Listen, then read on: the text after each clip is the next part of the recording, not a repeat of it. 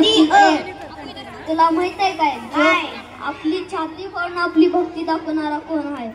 कोण आहे? तुला माहित आहे काय एका औषधासाठी पूर्ण पर्वत उचलून आणतो? कोण आहे? चल तुला दाखवतो.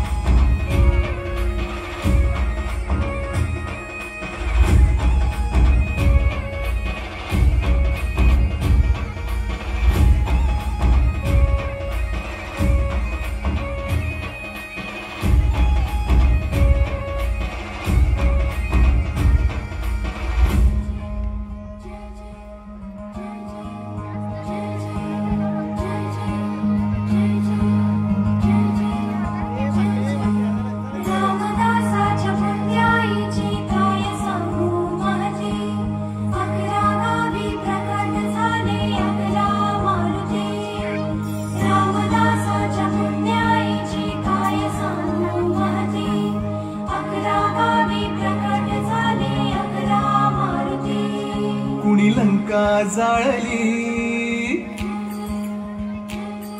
कुणी लंका जाळली, कशी सीता मिळाली, कुणी आणली संजीवनी,